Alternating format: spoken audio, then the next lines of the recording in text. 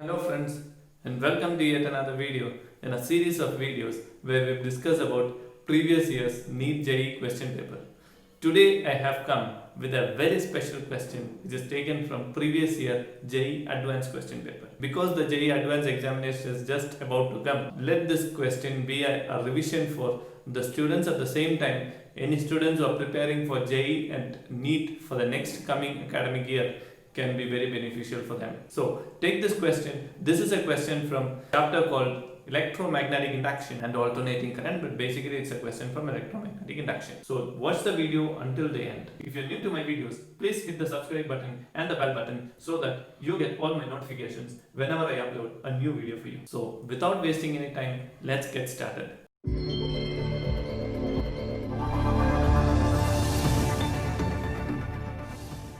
So let's analyze the question.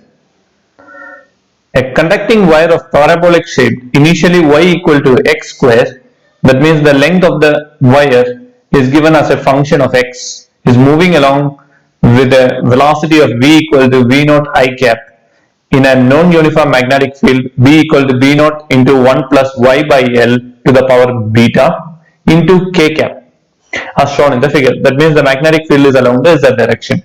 So if B naught, V naught, L and beta are positive constants and delta phi is the potential difference, delta phi here corresponds to the induced EMF in that particular chapter called electromagnetic induction.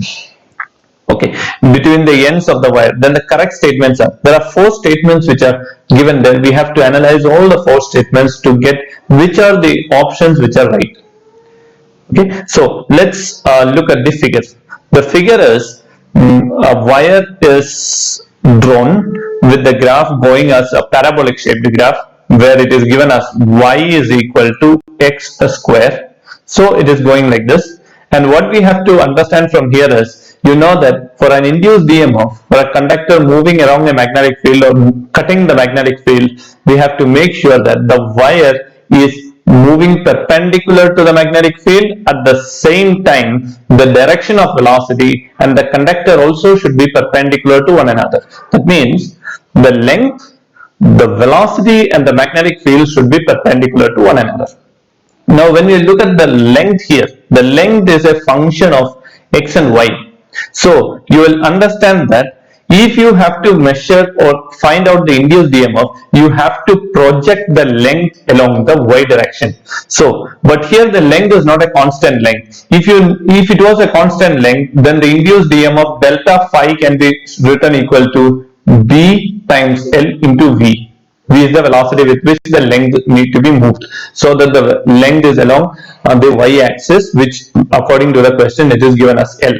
Okay, but here the length is not a straight one but is a parabolic shaped one.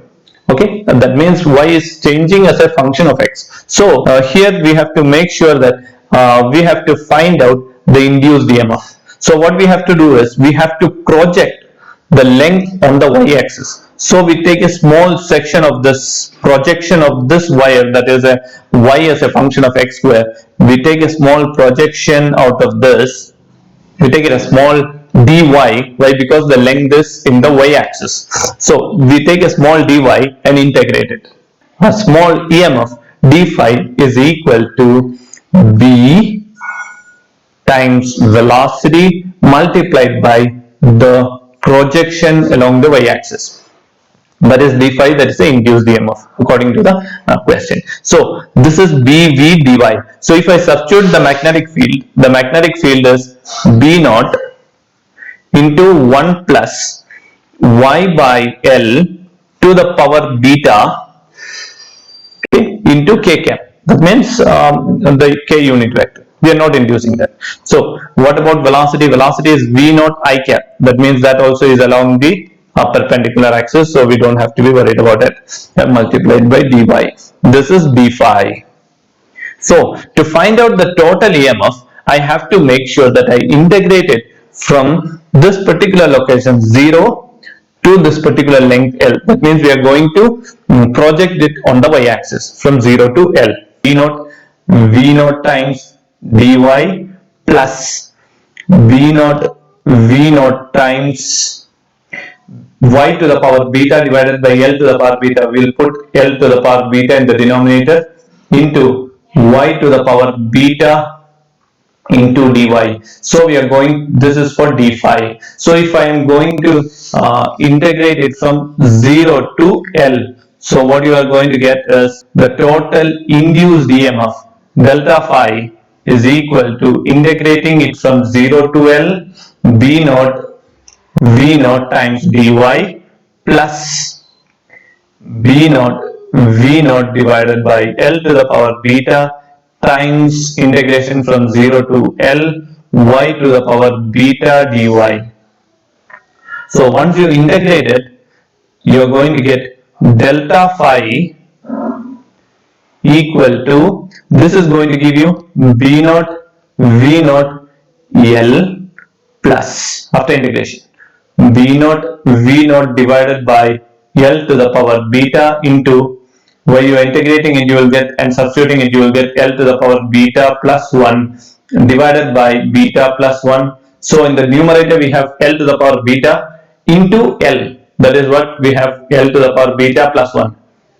Okay, so what we are going to do, we are going to open the bracket and take the common factors out. B naught v naught times L, I am taking it outside. What you are going to get, 1 plus, you have L to the power beta here, 1 L to the power beta from the numerator can be cancelled, giving you L, you can take it outside, you have 1 divided by beta plus 1 is our final result for delta phi. Now let's analyze, look at this option very carefully. Now let's analyze each of the options very carefully. So delta phi is equal to half times b naught v naught L if beta equal to 0. Let's analyze that. So we are substituting beta is equal to 0.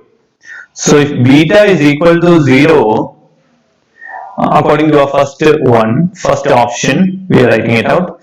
What will be delta phi equal to? Delta phi will be equal to, if I substitute it, you will get it as b naught v naught times L into beta. If you substitute it as equal to 0, you will get 1 plus 1 in the numerator, you get 2 times b naught v naught times L. So according to the option, you are getting delta phi is equal to half b naught v naught times L if beta equal to 0. That's a wrong statement. So that is not a correct statement. We are going to slash it out. First statement is a wrong statement. Now let's analyze the second statement. The second statement says that delta phi is equal to 4 by 3 b naught v naught times L for beta is equal to 2. So let's analyze this particular for second one, beta equal to 2, what you are going to get. So delta phi is equal to b naught v naught times L into 1 plus 1 divided by beta plus 1. Beta is how much? Beta is 2 according to the question. So if you substitute beta in the denominator here, 2 plus 1 is going to come 3 in the numerator as it goes. When you take the LCM, 3 plus 1 will give you 4 divided by 3. So that the answer will be 4 by 3 times b naught v naught times L. So according to the option, yes, it is the right answer. So second option is probably a right choice. Now let's look at the third option. The third option is a very beautiful one. Here we have said delta phi remains same if the parabolic wire is replaced by a straight wire y equal to x. That means what? Instead of this wire, so if you look at this particular option where it is said y is equal to x will be a straight line with angle equal to 45 degree. So this is going to be 45 degree.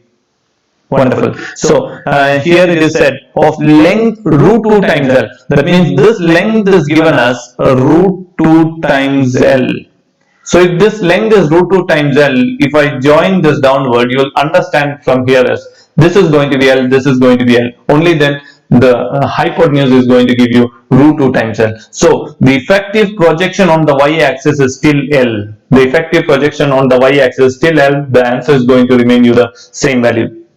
So delta phi remains same if the parabolic wire is replaced by a straight wire y is equal to x, initially of length root 2 times L. Yes, exactly same. Delta phi is going to remain the same. Okay, so let's look at the fourth option. Delta phi is proportional to the length of the wire projected on the y-axis. means definitely what is the projection on the y-axis? The projection on the y-axis is still length L. So the length L is proportional to delta phi. Yes, according to the question derivation here, delta phi is equal to V naught times L into 1 plus 1 divided by beta plus 1. L is proportional to delta phi. So according to that also, this fourth option is also the right answer. So which are the right choices? The right choices are second option, third option and the fourth option. I believe you understood the sum. If you like that video, please hit that like button and share with all your friends. With my next video, taking care. Bye.